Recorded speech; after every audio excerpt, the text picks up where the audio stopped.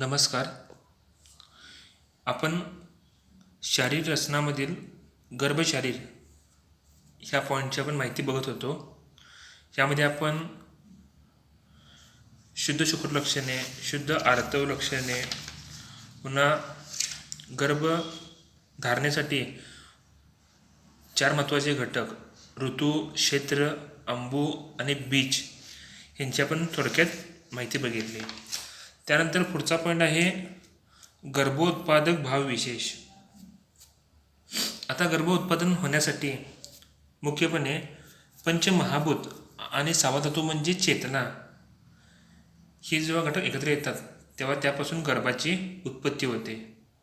पंचमहाभूत म्हणजे आकाश, वायू, तेज, जल, पृथ्वी हे 5 महाभूत आणि त्यामध्ये चेतना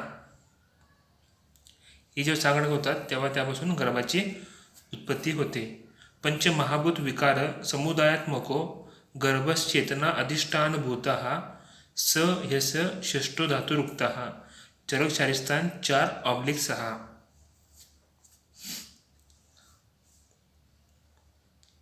आता जरी पंचमहाभूत जरी असले तरी यामध्ये मुख्य 2 महाभूत हे कारणीभूत असतात. वायू आणि अग्नी हे मुख्य जे 2 महाभूत आहेत यांचं काम खूप असं महत्त्वपूर्ण असतं. तर जेव्हा स्त्री आणि पुरुष यांचा संयोग होतो त्यानंतर वायू हा त्यांच्या शरीरातील तेज म्हणजे उष्णता याला प्रेरित करतो व नंतर ती उष्णता व वायू यांच्या एकत्रित कार्याने शुक्रधातू द्रवरूप होऊन स्वस्थानापासून निघून योनीमध्ये प्रवेश करतो. तिथून तो गर्भाशयात जाऊन आर्तवाशी मिसळतो. अशा प्रकारे आर्तरूप अग्नी आणि शुक्ररूप सोम यांच्या संयोगाने उत्पन्न झालेला गर्भाशयात आश्रय करतो. म्हणून अशा प्रकारे गर्भाची प्रथम उत्पत्ती अग्नी व सोम यांच्या संयोगाने होते. आता जेव्हा गर्भनिर्मिती होते तेव्हा त्यामध्ये निरनिराळे घटक हे तयार होत असतात. तर त्यामध्ये असे काही भाव असतात की ज्यापासून ते घटक उत्पन्न होत असतात. मातृतः, पितृतः, आत्मतः, सात्म्यतः, रसतः, सत्वतः इत्यतेभ्यो भावेभ्यः समुदेयतेभ्यो गर्भसंभवति. चरकशारीस्थान 4. तर गर्भ निर्माण होताना त्यामध्ये मातृज, पितृज, आत्मज, सात्म्यज, सत्वज व रसज असे जे निरनिराळे भाव किंवा घटक उत्पन्न होतात आणि या प्रत्येक भावापासून किंवा घटकापासून गर्भ शरीरामध्ये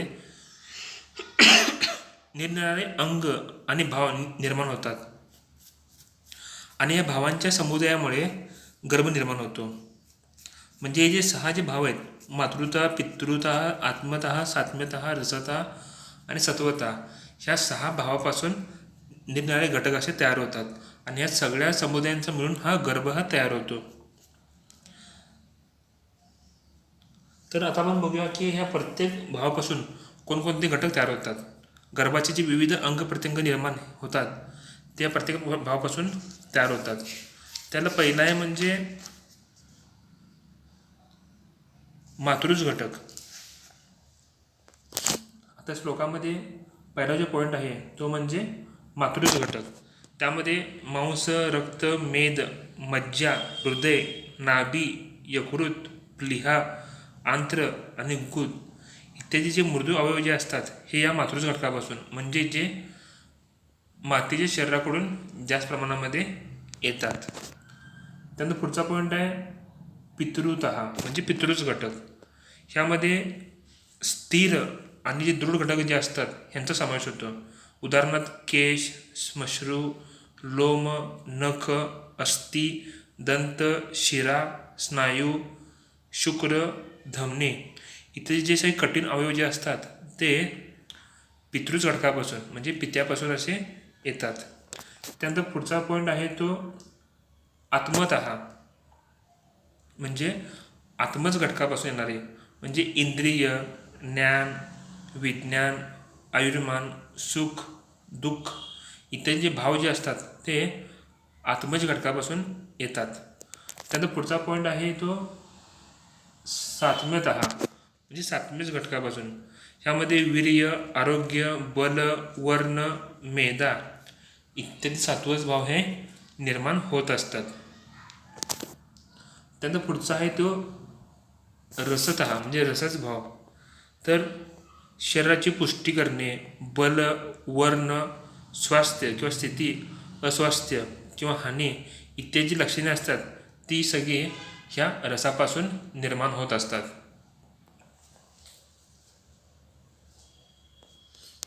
आणि लास्ट आहे ते 6वं, म्हणजे सत्वतः, सत्वच भावापासून.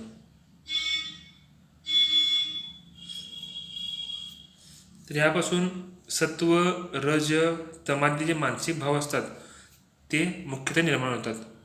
म्हणजे सात्विक, राजसिक आणि तामसिक. तर सात्विक भावापासून म्हणजे काय, तर शुचिरभूतपणा म्हणजे पवित्रता, ईश्वराविषयी आस्तिक्य, बुद्धी, धर्माबद्दल प्रेम, हे जे सात्विक भाव जे असतात ते म्हणजे सात्विक भाव. राजस भाव म्हणजे काय, तर क्रोध, मद, मत्सर हे सगळे राजस भाव. आणि तामसिक भाव म्हणजे अज्ञान, भीती, निद्रा, आळस हे सगळे तामसिक भाव. आता आपण जे सगळे घटक बघितले यापैकी कोणतेही एक किंवा दोन घटक हे गर्भोत्पत्ती करण्यासाठी समर्थ नसतात. तर जे सर्व घटक जे असतात एकाच वेळी उपस्थित असले तरच गर्भोत्पत्ती ही होत असते. तसेच गर्भाच्या सर्व अवयवांच्या निर्मितीमध्ये सर्व भाग घेतातच असे असले तरीही व्यपदेशस्तु भूयसा या न्यायाने अवयवामध्ये ज्या घटकाचे प्राधान्य असते त्यानुसार त्याचे नामकरण केले जाते. म्हणजे कोणताही अवयव असू दे त्यामध्ये सर्व घटक असतात, पण त्यामध्ये एका भावाचे प्राधान्य असते. तर जर समजा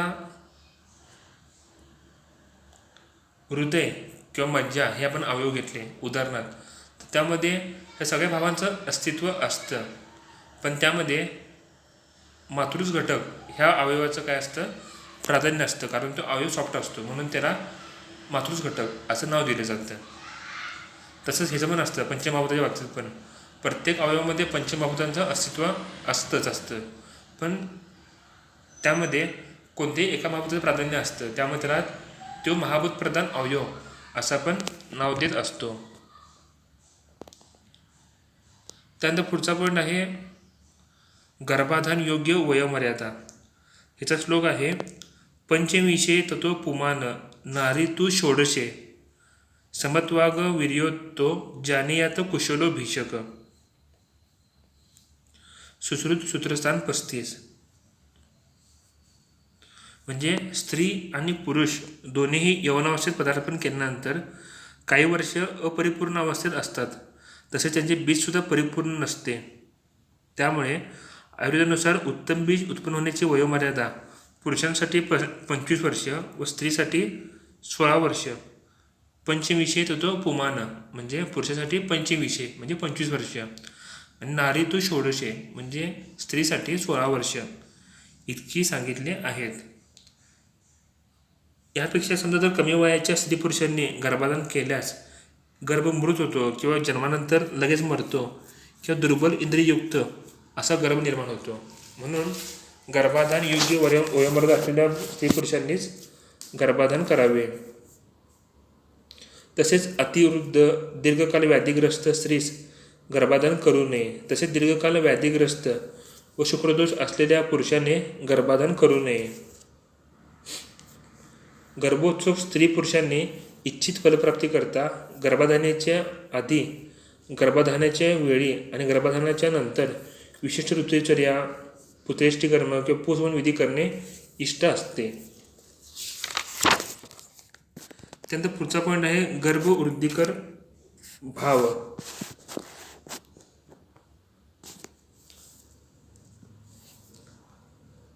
तर गर्भाची जी वृद्धी असते ती मुख्यपणे मातेच्या आहार रसामुळे होते. तसेच वायूचा आगमन म्हणजे प्रदमन ह्यामुळे होतं. आता मातेचा आहार रस ह्यावर गर्भाचं मुख्यतः पोषणे होत असतं.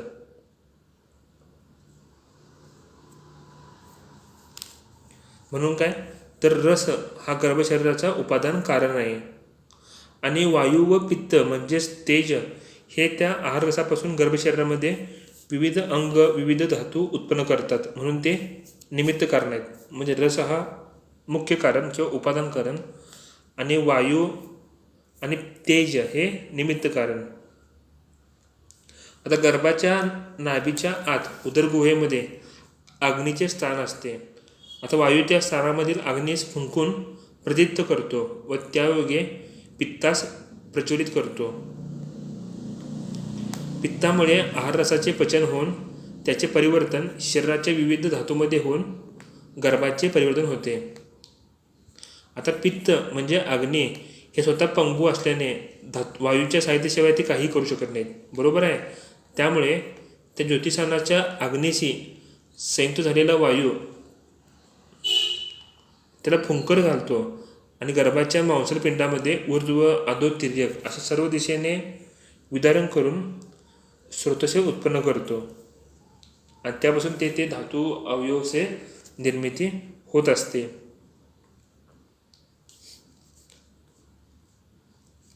आता स्त्री बीज, पुरुष बीज, पंचमहाभूत आणि सूक्ष्म आत्मा असलेला गर्भ मातेच्या आहारसामुळे कुक्षित वाढू लागतो.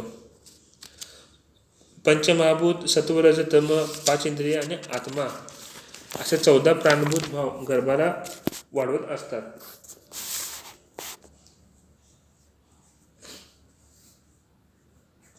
त्याचा पुढचा पॉईंट आहे गर्भविकासात पंचमहाभूतांचे कार्य. बरोबर आहे. गर्भ म्हणजे गर्भाची वाढ होत असताना जे 5 महाभूत असतात आकाश, वायू, तेज, जल, पृथ्वी यांचा रोल काय असतो, यांची कामं काय असतात ते आपण बघूया.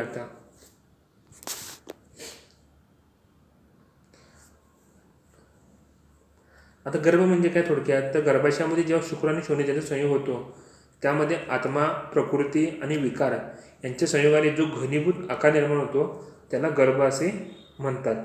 त्यामध्ये पहिला येते वायू हा विभजती.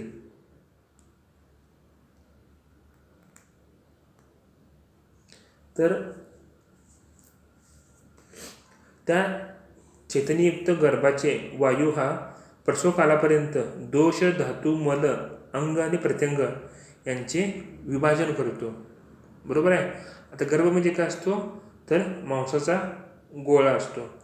तर त्या मांसाच्या गोळ्यामध्ये दोष, धातू, मल, अंग प्रत्यंग निर्माण करण्याचं काम आणि ती विभाजन करण्याचं काम, डिफरन्शिएशन करण्याचं काम हे वायू करत असतो. पुढचा इथे तेज हा येन पंचती. तर तेज महाभूतामुळे काय होतं, तर ते विभाग जे असतात त्यांचं पचन होऊन त्यांचे रूपांतर होऊन त्यांना वेगळी अवस्था प्राप्त होते. तसेच त्यांना रंगरूपादी स्थित्यंतरसुद्धा घडतात. त्याच्यामुळे काय होतं, त्या जे काही विभाग झालेले असतात वायूमध्ये झालेले त्यांचं पचन होतं आणि त्यामुळे त्यांना वेगळी अशी अवस्था प्राप्त होते गरजेनुसार जे असेल ते, आणि त्यांना वेगळं रंगरूप त्यांना अवयव प्राप्त होतात. पुढचं आहे ते आप हा क्लेदयंती. तर अग्नी व वायू यांच्या विभाग परिणाम कार्यामध्ये शोषण होते.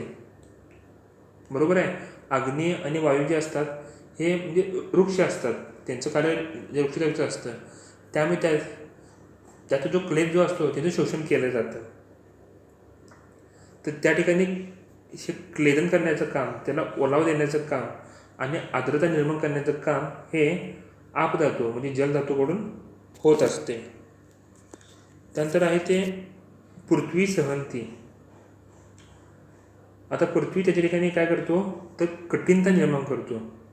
त्याला कठीणता निर्माण करून त्यामध्ये मूर्त स्वरूप किंवा आकार त्याला प्राप्त करून देतो. पृथ्वी महाभूतामुळे त्याला काय होते, तर कठीणता किंवा आकार प्राप्त होतो.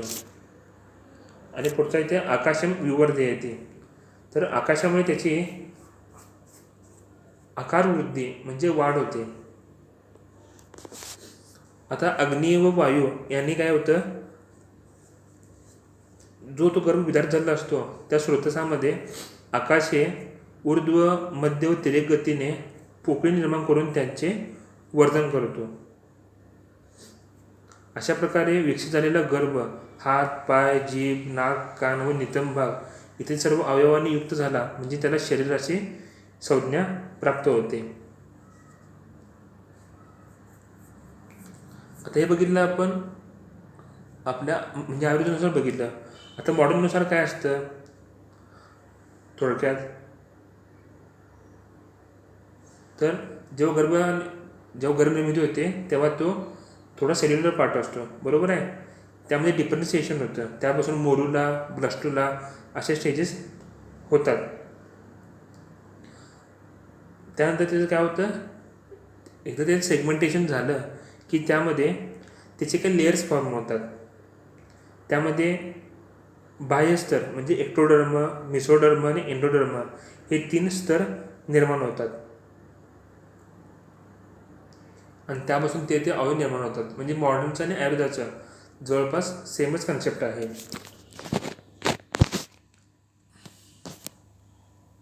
आता पुढचा पॉईंट आहे सद्यगृहीत गर्भास्त्रीची लक्षणे. हा महत्त्वपूर्ण पॉईंट आहे. परीक्षा हा 3 मार्काला एसीक्यूला पडतो खूप वेळा. त्याची लक्षणं बघूया आपण.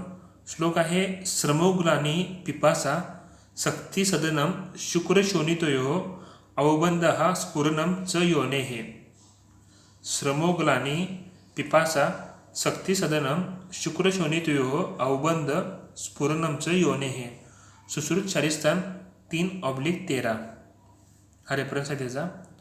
तर श्रमो म्हणजे थकवा, ग्लानी, पिपासा म्हणजे तृष्णा, सक्ती सदनम म्हणजे ज्या अधोशाखा ज्या असतात, लोअर ज्या एक्स्ट्रीमिटीज असतात त्या गळून जाणे, शुक्रशोणितो अवबंध म्हणजे शुक्रस्राव आणि मासिक स्राव बंद होणे, आणि स्फुरणमची योने आणि योनी स्फुरण पावणे ही लक्षणे असतात. ती गर्भधारणा झाली ह्याची लक्षणे सूचित करतात. सद्यगृहीत गर्भ म्हणजे काय, तर समागमानंतरचा 3 दिवसापासूनचा त्यानंतरचा मासिक स्राव संपेपर्यंतचा जो काल असतो तो म्हणजे सद्यगृहीत गर्भाश्रीची लक्षणे. लक्षात घ्या, समागमानंतरचा 3 दिवसापासून मासिक स्राव संपेपर्यंतचा काल म्हणजे सद्यगृहीत गर्भलक्षणे.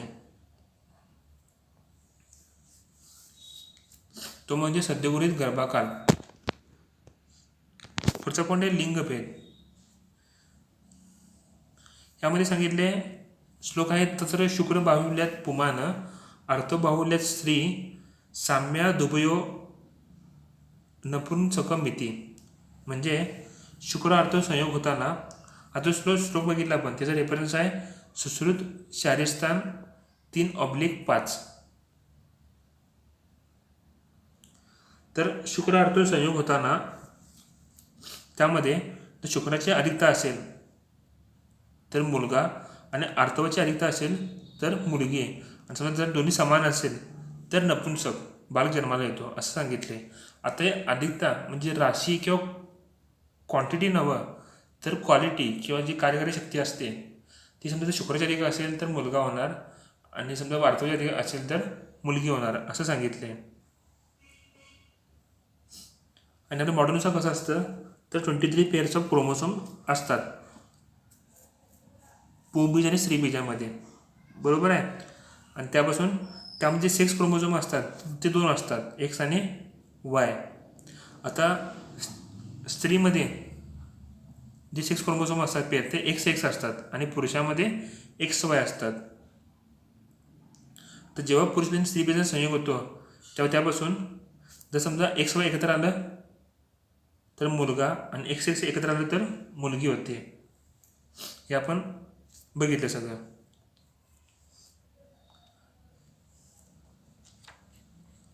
आता यामध्ये आणखी काही भिन्न मते आहेत लिंगभेदासंबंधी. तर पहिला आहे ते आहारामध्ये काय सांगितले की पुत्र उत्पादनासाठी शुक्रास पुष्ट करण्यासाठी शुक्राधार पुरुषास पौष्टिक आहार विहार व आर्तवदार स्त्रीस लघु आहार विहार घेणे उपयुक्त ठरते. म्हणजे गर्भ उत्पादनाच्या वेळी स्त्रीची क्षमता लघु आहारामुळे पुत्र उत्पत्ती सहाय्यक ठरते.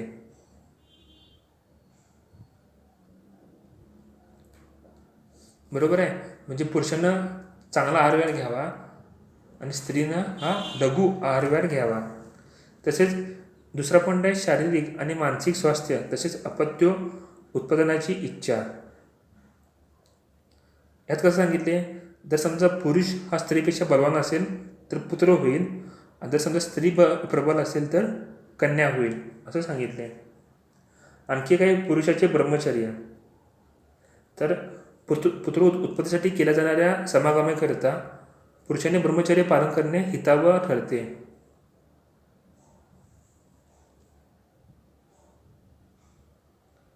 म्हणजे ब्रह्मचर्य पालन करणाऱ्या पुरुषांच्या शुक्रजंतूचा आकार, संख्या व कार्यकारी शक्ती त्यामध्ये वाढ झालेली आढळते.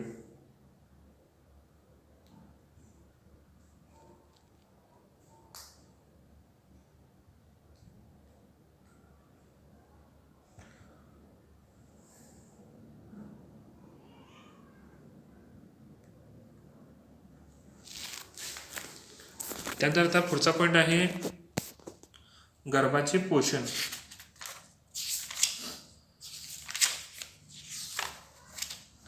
तर गर्भाचे पोषण होताना पहिला येते अपरा. अपरा म्हणजे मॉडर्नच्यानुसार प्लॅसेंटा.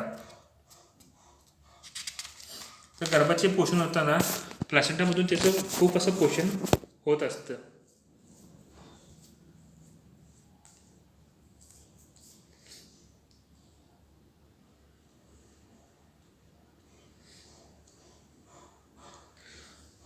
आता अपरा म्हणजे काय, तर गर्भधारणेच्या कालावधीमध्ये गर्भाची स्थिती, पोषण, वृद्धी व इतर अत्यावश्यक क्रिया ज्याच्याद्वारे कार्यान्वित होतात अशा अवयवास अपरा असे म्हणतात. आता ही जी अपरा ही असते ती गर्भाशयाच्या अंतःस्तरास संलग्न असून गर्भाशी गर्भनाभिनाडीद्वारा जोडलेली असते. आता अपरा ही उत्पत्ती कशी होते, तर गर्भधारण झाल्यानंतर गर्भाशयाची जी काय अंतकला असते ती जाड होऊ लागते. तिचा बाह्य भाग हा अधिक घट्ट असून तो गर्भाशयाच्या गुहेच्या आतल्या बाजूस असतो व अंतर्भाग शिथिल होऊन गर्भाशयाच्या पेशीच्या संपर्कात असतो. त्यामुळे त्याचे दोन भाग बनतात, एक म्हणजे स्ट्रॅटम कॉम्पॅक्टम आणि स्ट्रॅटम स्पॉन्जिओसम.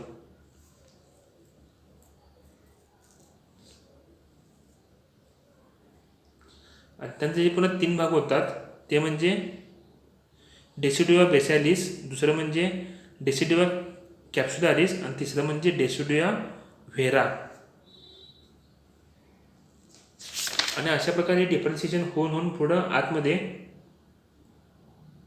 हे जे लेअर जे असतात त्यापासून आतमध्ये अपरा किंवा प्लॅसेंटा यांची निर्मिती होत असते. आता हे अपरा जे असते तिचा पूर्ण व्यास म्हणजे असतो तो 20 ते 22 सेंटीमीटर इतका असतो. आणि तिची जाडी समजा जर बघितली आपण तर ती मध्यभागी 2.5 सेंटीमीटर इतकी असते. आता हे अपरा जी असते ती मध्यभागी जाड असते म्हणजे तबकडीसारखं, आणि ती बाजूला निमुळती अशी होत असते किंवा पातळ असते. हिचं वजन जर बघितलं आपण तर 600 ग्रॅम इतके याचं वजन असतं.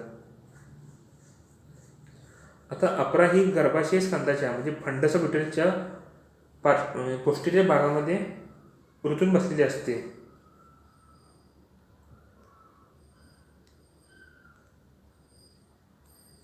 आता आपण अपरेचे कार्य बघूया.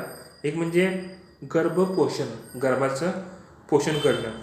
दुसरं म्हणजे गर्भश्वसन, म्हणजे गर्भाचं जे श्वसन चालू असतं त्यासाठी सहाय्यकारी असं. तिसरं म्हणजे गर्भमल उत्सर्जन.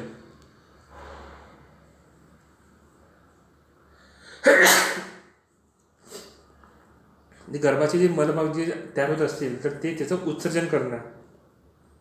चौथं म्हणजे मातेच्या रक्तगत विषापासून आणि जीवापासून गर्भाचे रक्षण करणं. म्हणजे मातेपासून जे रक्त येत असतं त्यामधून काही विषाणू येऊ शकतात ना, तर त्याचं फिल्ट्रेशन करणं आणि त्यापासून संरक्षण करणं हे काम पण अपरेचं असतं. आणि अपरेच्या अंतःस्रावापासून गर्भाशय असतं गर्भाशयाची तसेच स्तनांची वृद्धीसुद्धा होते. हे मुख्यतः जे 5 काम आहेत. आणि सांगतो लक्षात ठेवा, गर्भपोषण, गर्भश्वसन, गर्भमल उत्सर्जन, मातेच्या रक्तगत विषापासून आणि जीवाणूपासून गर्भाचे रक्षण करणे आणि अपरेच्या अंतस्रावापासून गर्भवृद्धी गर्भाशयाची तसेच स्तनांची वृद्धी होणे हे याचे मुख्य असे काम असतात. त्यात पुढचा पॉईंट आहे गर्भनाभी नाडी म्हणजे अंबिलिकल कॉर्ड. आता मगाशी बघितलं आपण तर गर्भाचा आणि मातेचा संबंध जो असतो तो ह्या अंबिलिकल कॉर्डमधून होतो. आता गर्भाचा व अपरेचा समन्वय साधणारी ही नलिकाकार नाडी की जिच्याद्वारे गर्भाच्या शरीरातील अशुद्ध रक्त अपरेमध्ये आणि अपरेद्वारा मातेच्या शरीरातील शुद्ध रक्त गर्भशरीरात पोहोचवण्याचे कार्य केले जाते. तर गर्भनाभी नाडीचं मुख्य काम काय असतं तर गर्भाचं जे अशुद्ध रक्त आहे ते मातेला देणं आणि मातेकडून शुद्ध रक्त हे ह्यामधून घेणं. तर गर्भनाभी नाडीची लांबी जर बघितली आपण तर ती 50 सेंटीमीटर इतकी असते आणि त्याचा व्यास हा 1.5 सेंटीमीटर इतका असून ती पिळदार वक्र म्हणजे स्पायरल ट्विस्ट सारखी असते. तर काही वेळेस तिचा अभाव असतो म्हणून गर्भाची नाभी ही सरळ अपरेस जोडलेली असते. तर काही वेळेस तिची लांबी खूपच जास्त असते. आता जेव्हा ही नाभीची लांबी ही प्रमाणापेक्षा कमी किंवा जास्त असते तेव्हा त्याचा गर्भ आणि गर्भिणी या दोघांनाही धोका असतो. आता गर्भनाभी नाडीमध्ये दोन रोहिण्या किंवा धमन्या म्हणजे आर्टरीज असतात आणि 2 व्हेन्स असतात. आता ह्या दोन्ही व्हेन्स एकत्र येऊन त्याची एकच व्हेन तयार होते आणि तिच्यामध्ये चिकट असा द्रवपदार्थसुद्धा असतो. आता ही जी गर्भनाभी नाडी असते ती गर्भधारणेच्या 6व्या आठवड्यात तयार होते. तसेच तिच्यामधून गर्भरसरक्त संवहन होत असल्यामुळे तिच्या ठिकाणी स्पंदने म्हणजे पल्सेशन असतात त्या गर्भनाभी नाडीमध्ये. लक्षात ठेवा अंबिलिकल कॉर्डमधून रक्तसंवहन होत असतं त्यामुळे त्याच्यामध्ये रक्तसंवहनाचे स्पंदनं म्हणजे पल्सेशनसुद्धा असतात. त्यानंतर पुढचा पॉईंट आहे गर्भाशयातील स्वाभाविक वृद्धी.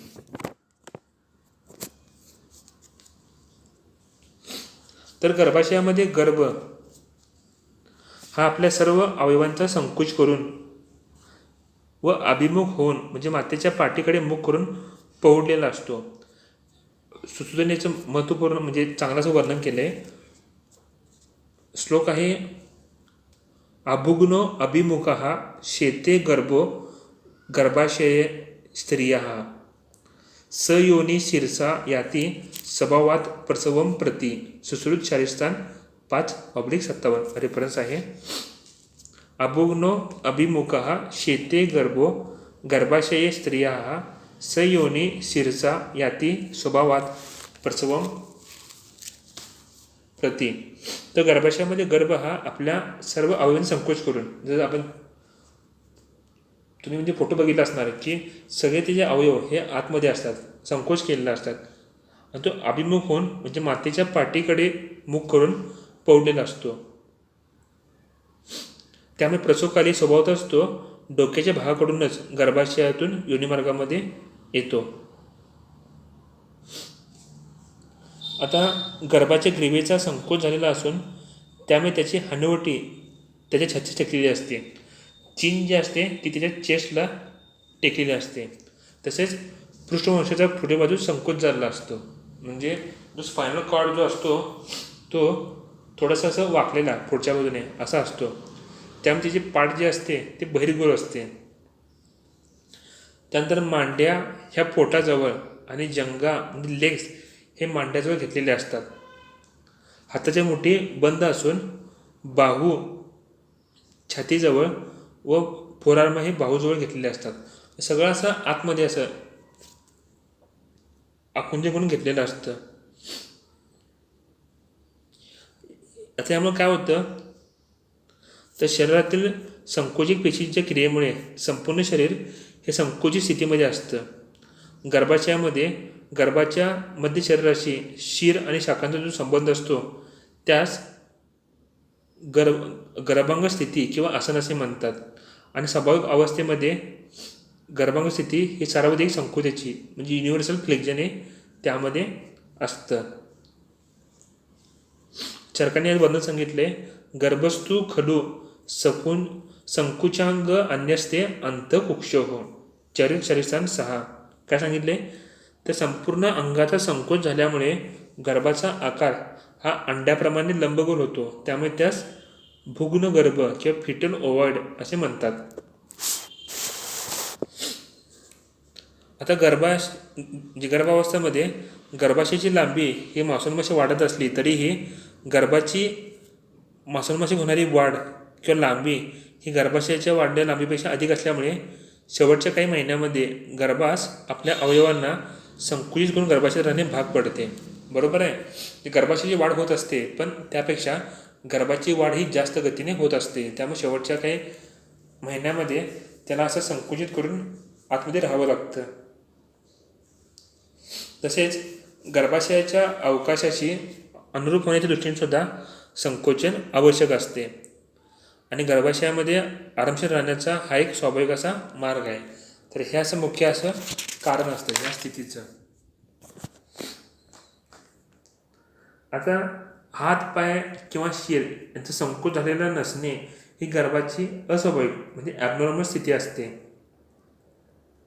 पण जेव्हा असं ॲबनॉर्मल स्थिती येते तेव्हा त्याला मोडता येते व प्रसवकाली काय होतो, तो अपत्य मार्गामध्ये अटकतो. तर चरकाने आणखी सांगितले, मातृः पृष्ठाभिमुखाः चरक शरीरस्थान 6 ह्यामध्ये काय सांगितले, तर गर्भाची जी स्थिती असते पोझिशन ऑफ फिटस हे यामध्ये सांगितले आहे. आता आपल्या मॉडर्न सायन्सनुसार गर्भाच्या 4 अवस्था सांगितल्या आहेत. आणि यामध्ये त्याला मुख्यतः आपण 2 बघतो, म्हणजे त्याची स्थिती निश्चित करण्यासाठी आपण 2 इंडिकेशन मानतो. एक म्हणजे शिरगती किंवा हेड प्रेझेंटेशन, दुसरं म्हणजे जगनगती किंवा पेल्विक प्रेझेंटेशन. त्यानुसार गर्भाची मुख्यतः 4 अशा स्थिती असतात मॉडर्न सायन्सनुसार. एक म्हणजे पाठ पूर्व आणि वाम बाजूस, दुसरं म्हणजे पाठ पूर्व आणि दक्षिण बाजूस, तिसरं म्हणजे पाठ पश्चिम आणि दक्षिण बाजूस, आणि चौथं म्हणजे पाठ पश्चिम आणि वाम बाजूस. पण आपल्या आयुर्वेदामध्ये असं कोणताही उल्लेख असा नाही आहे.